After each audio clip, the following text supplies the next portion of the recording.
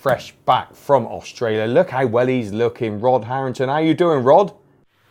Yes, well, we had a couple of weeks in Australia, as you know. The week before that, I took the wife, daughter and grandchildren away to Spain for a week, and I've literally just had a day on the beach with the kids, the grandkids again. So, when I'm at home, I do like to be with them. I do. As I get older, I seem to miss the wife and the grandchildren more and more. My own kids, I don't miss them at all. It's the grandkids. It's the grandchildren. Well, I tell you what, I reckon you're looking better. You're sort of a little bit different than all those years ago when you was gracing the Blackpool stage there, when you was winning your match plays. You working out? What's going on, Rod? I want to know what you're eating and drinking. Well, I don't play now, so I'm not on the road all the time, as in that, so I can look after myself a bit better. And even when I'm away in Australia, we played a lot of golf, a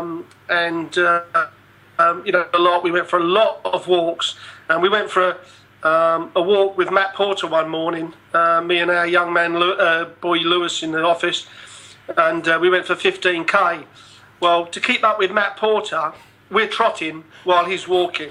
I've never run or trotted or walked that far in all my life, and I must admit I was a bit stiff the next morning.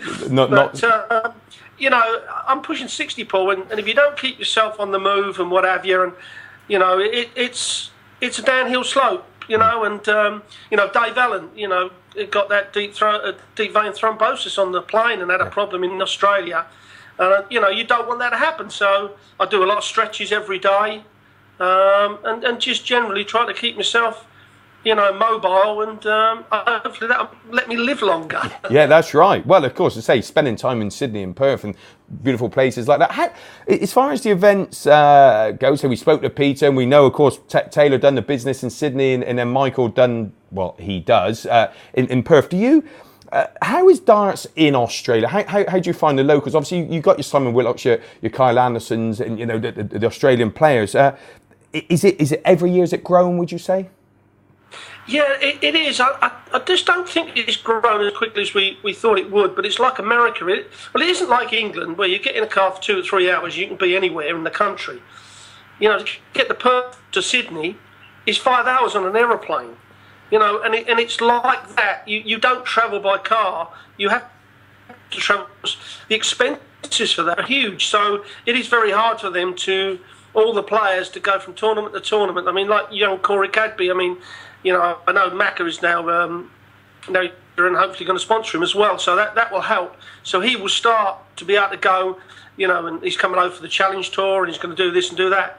But unless you've got a sponsor, or you've got friends that are going to chip in for a few quid, it's very hard to travel. They have a great system down there, and I'll be totally brutal with you.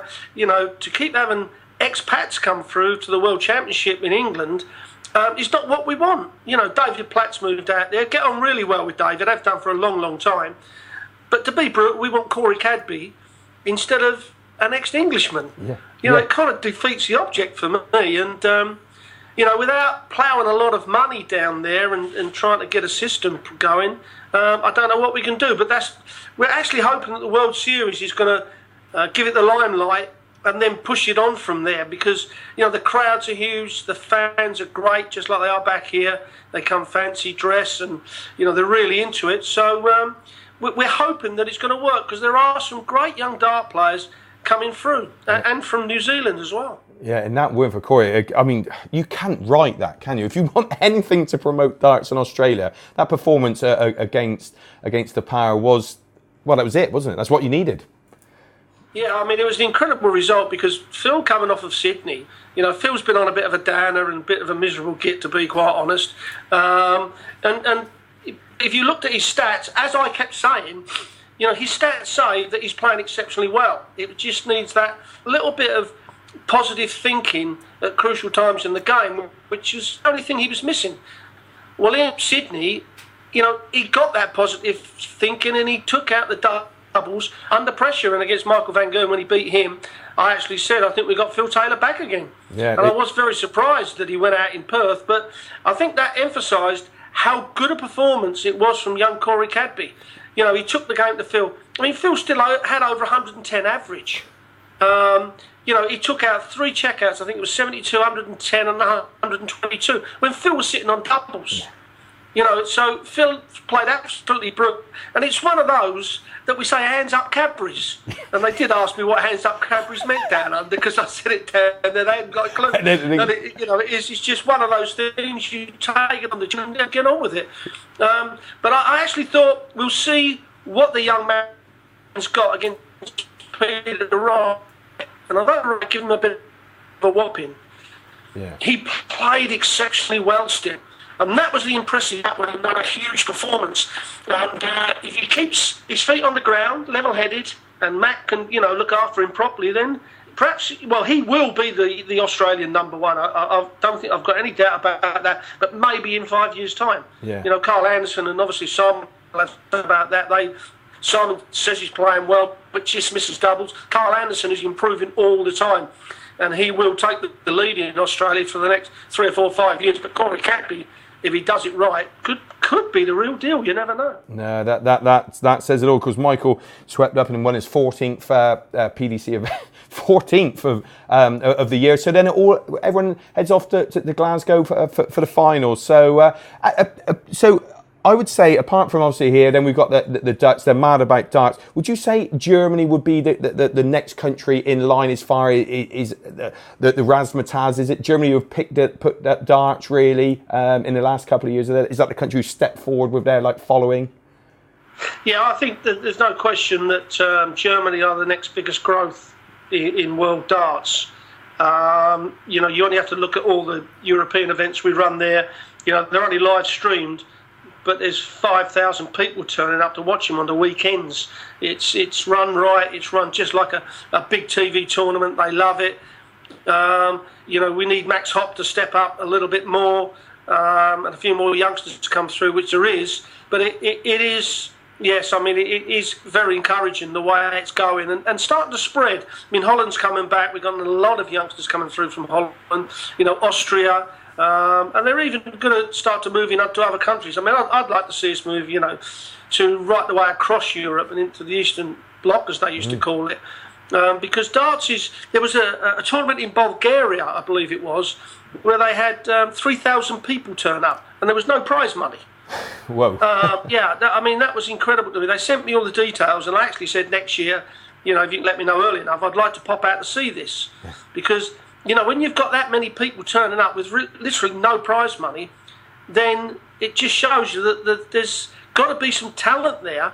And any talent that comes through from a country that we're not really dealing with or putting in a world championship, then we want to know about. Yeah, that very much so. Now, when you look at that, of course, the big one, you're back over in Las Vegas is well next year. So, yeah, I probably won't go. I'm not looking forward to that at all. Don't need it. Don't need it, Rod. The trouble is you need extra money over there, don't you? I know one thing. When we used to do the Desert Classic, every time the kids got 21, we treated them to a trip there, and the year that Ryan was 21, it got cancelled. So he was running around going, yeah, like that when Desert was on, the Desert Classic on it, or we call it Las Vegas Masters or something.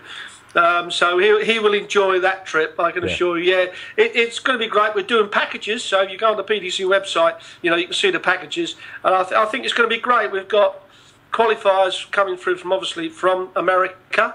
2 days of qualifying, I believe. So we're hoping it's going to work. So we hope we can carry it on, because a little trip to Vegas every year don't hurt, does it? No, it certainly does. It was funny because when we went up to the PDC Invitational Fishing event, and the night before, my partner said to me, he said, if you see Barrier Rod, ask about Las Vegas. And then someone would get up there and they said, it's just been announced. It's like great stuff. So I think she's interested in going. So hey, perhaps the PDC might pay for me to go and just tag along and just be a nuisance like I normally am. I think there's a lot of people asking for a little bit of a wild card, a freebie. Yeah. I'm just hoping that, as a World Series, I do the World Series because it's actually a Matchroom PDC production, as in TV and not ITV. We just sell it to them. Yeah. So I'm hoping that I carry on and get that job. Yeah. I don't mind ducking out of all the European events now, and next year we're live streaming all the tour events. So I'm ducking out of all them to give other people chances, because we need some new blood coming in. But I'm not giving up the World Series, Paul. No, that's the one thing you They'll have me in a straitjacket all the way to the asylum before I give that up. Just to take you out, that's absolute. Well, I'll tell you what, Rob, superb, mate. Thank you very much. Thanks for your time and the insight on what's happening in the World Series of Darts. All the best, mate. Absolutely pleasure, mate. Anytime. Cheers, mate.